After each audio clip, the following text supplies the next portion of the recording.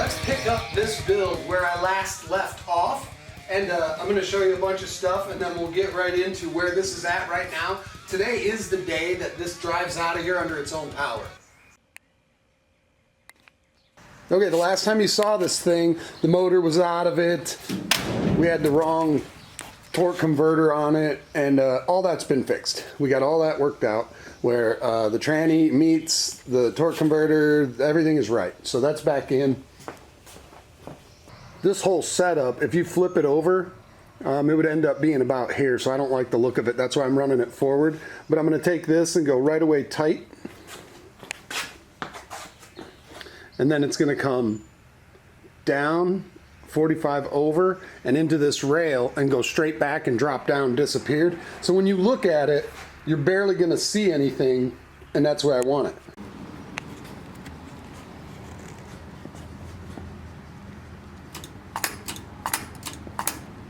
That's one thing. This will end up getting hidden like that.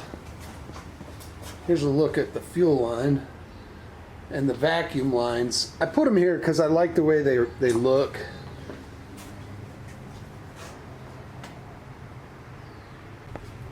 It's rubber insulated, goes down there, it's rubber. And then underneath it'll be secured all the way back to the tank, which is way in there. But we're definitely making progress. I just had to flip the distributor around because it wasn't pointing at number 1 on compression. Is 180 off, common. And right now I'm going to build the plug wires and get that going.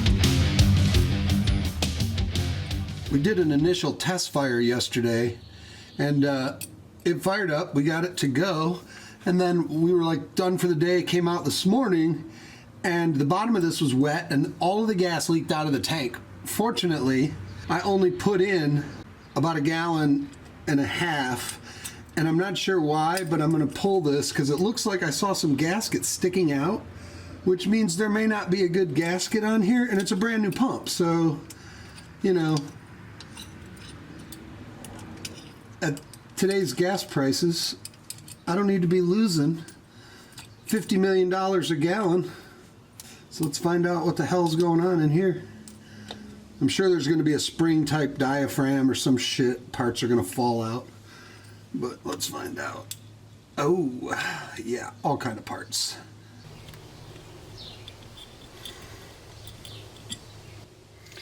It's like this is too big. It's like this doesn't fit. I mean, granted, it swells with gas on it, but that's not the point. If you line it up, it's just too big for the opening. See there? That could be swell. I'll let it dry and see.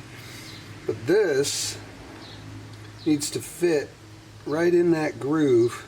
And if you do that, it doesn't fit here. So you're either, it's just outside of it. The whole entire time it's outside of it. I'm going to set this in the sun, see if it'll shrink up. But yeah, these are centrifugal vanes is what they are. As this spins around, they go out. That's what creates the pressure. The electric motor spins that, and just like the rotors on a RX-8, they spread, and that's what creates pressure in the bottom and pushes it into these openings. Gravity in, pressure builds, goes out. But this stinks because it just doesn't fit. So let me go put it in the sun. See if it shrinks. If not, I'm going to cut it. I'm going to trim it to fit exact down in the hole. It's off by about that much, even after I left it sit in the sun. And it's risky doing this. You might end up making it worse, but I'm going to give it a try. Because I'm not going to sit around and wait for parts. It's a good thing I don't have my own machine shop. I'd spend all my time fixing brand new parts. Let's see how close it is this time. Much better. Definitely much better. Almost doable, in fact. So there's just a little bit from here to there I gotta trim off, just a little bit.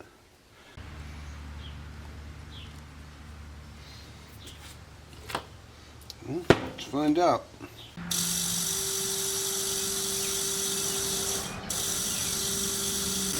That's interesting.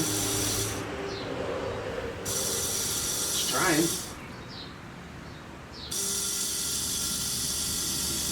So I think it didn't have pressure because if you look very carefully, it might be hard to see on camera, those little veins have a beveled edge, and the beveled edge needs to wipe or scrape the inside of that bore with centrifugal force. As it rotates, the blade slips out of the groove onto the bore and creates pressure. But I think I had them in wrong, haphazardly, but it's so hard to see. Even with magnifying glass and double glasses, I'd almost need to micrometer the thing, but I think I got it, so let's try again.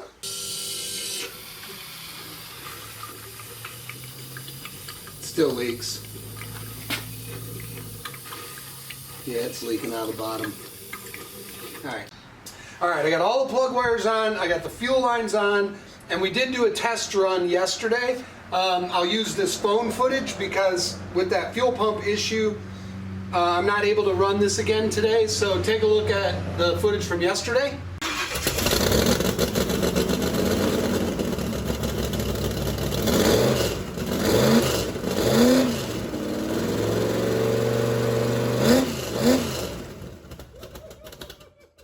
As you can see, I've started on the brakes. I finally got the rear brakes completed to where they're all assembled with automatic adjusters. We got the right drums. Turns out that Chrysler 8 3/4 rear end takes Monaco, 1975 Monaco with the 440, 11-inch drums, 2-inch shoes. So that was a pain to get that, but I got the cooling systems all ready. It's actually ready to fill with water if you want. Yeah, we got this fan on, so there's no clutch fan. It's not robbing power. It will do the job, and all of the belts, everything is in. I am ready to put water in it, which will do that after it runs. We got oil pressure. Everything's working the way it is supposed to. I got the throttle pedal and all that connected, so that's working. I have the power brake booster in and mounted. I have the proportioning valve in and mounted. So we actually have power brakes, and that's good. I just got to do all the lines. Obviously there's a lot of wiring. We did power up these gauges. If you want to take a look at these couple still photos, they are illuminated, and I think we saved kind of the original look of the car. So for me, this weld on, weld off kind of look is going to match the seats, which are going to go in today. These are the seats. They're called Bomber, and they're welded like this. I need to spray some clear on them because the oils from your hand are starting to get it to rust. But the big deal with these, if you set this seat on top of that trans tunnel, it's way too tall. And you can't put it here because then the door won't shut. So I have to cut all of this out, and when I cut this out, I'll build proper mounting brackets for these seats. But I think that's what we're going to do today. I do have some welding to do in here, so I'm going to take this battery out, and let's get some seats mounted. I've done a little bit of work to mock the seats up in here, and I'm kind of splitting the difference. I'm a little taller, and I want you to be able to slide the seat forward. There's 2 little bolts, 4 bolts per seat, that you can loosen and slide it. But this is about the driving position that we're going to end up with. And it's not great, but I mean, it's not terrible. I've driven things that were worse. Yeah. Start. I tell you what, all that motor and this little amount of car, I don't know if it's safe. But it's tunnel ram, so it's gonna be okay. I'm pretty sure it might actually wheelie. I don't know. But it's drivable. Yeah, it's actually better than I thought. It's not bad. Whew. Here we go.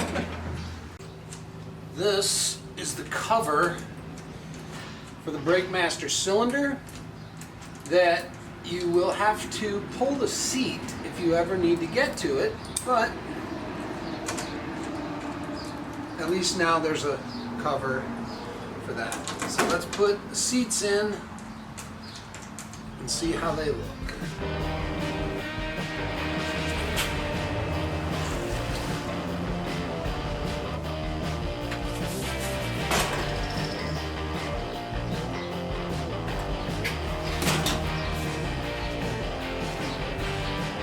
Pretty good, I'd say.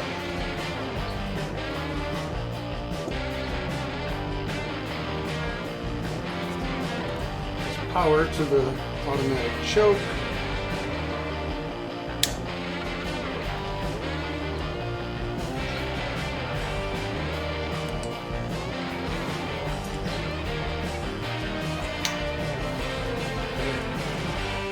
I like it.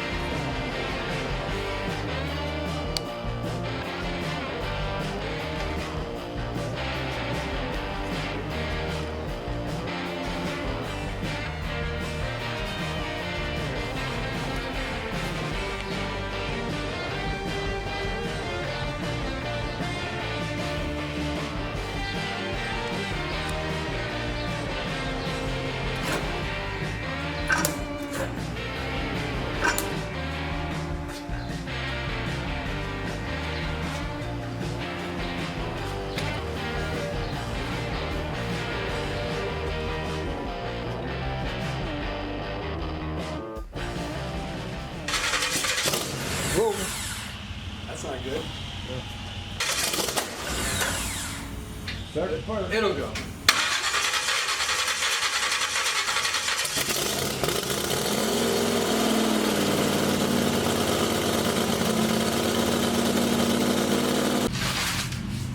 I'd rather know that the wheels were spinning than walk into the axle. Yeah. All right. All right, it's in park. That's good. How's that sound for a big block Chevy? Sounds good.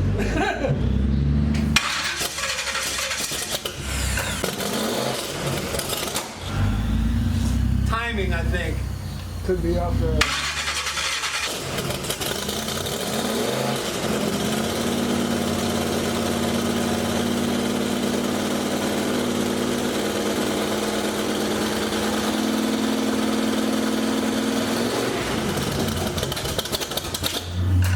Sounds good. Yeah, it's for sure timing, but I don't want to run it too hot because I got to put water in it. Yeah. But yeah, we're running and the fuel pump's connected, so we'll get some water in it when it cools down.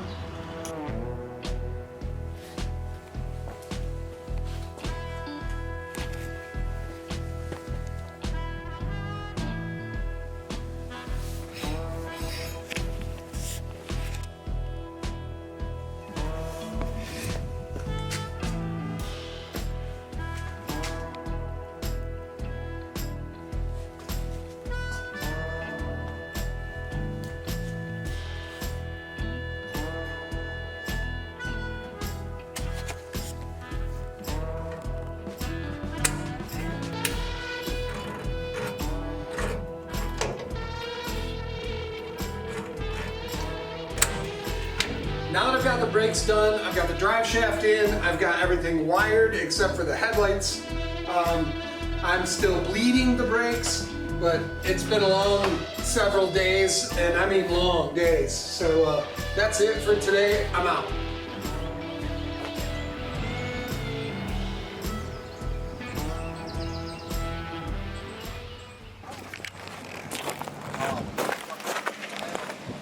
So we decided to come out into the middle of the woods today.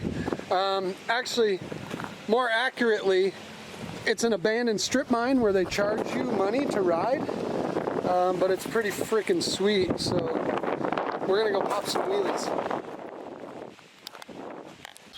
Well, that was fun, but in the last 20 days, I've had about an actual 12 hours of off time. And that was it. So that was fun, and I got to get back on both of these vehicles, and there's 2 more supposedly on the way. But that's not to say that I'm not having fun at it. It's great, and there's always something cool happening.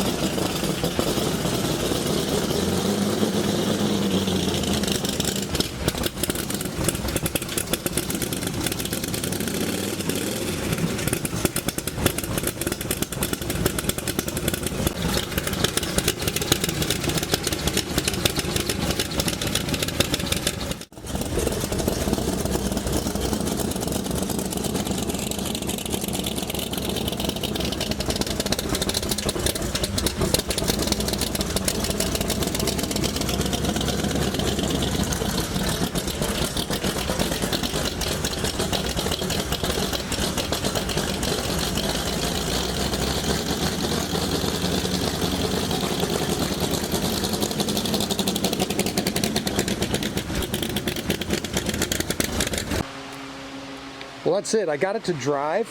The next thing I have to do is button up a bunch of the loose wires, do the headlights, finish the interior, which is basically like black carpet and a few panels of steel. But I mean, overall 610 horsepower, and this body has not moved in over 50 years. The guy that originally had this Model A before it was chopped, it had not moved since the early 60s. And it lives again. I just drove it out, so that's fantastic. So here it is the day before this thing gets picked up, and I finally finished the interior.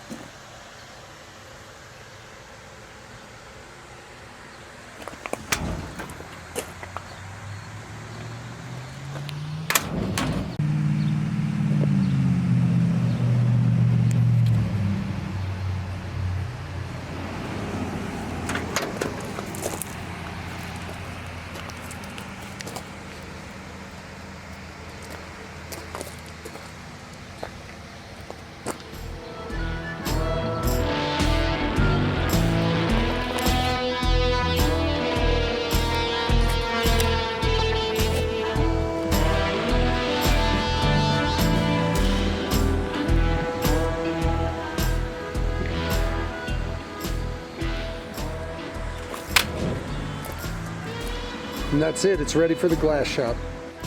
Nothing better than a chopped hot rod in the sun, am I right? As always, thanks for watching. Please remember to like, subscribe, and share everywhere you see fit. Thanks, and I'll see you soon.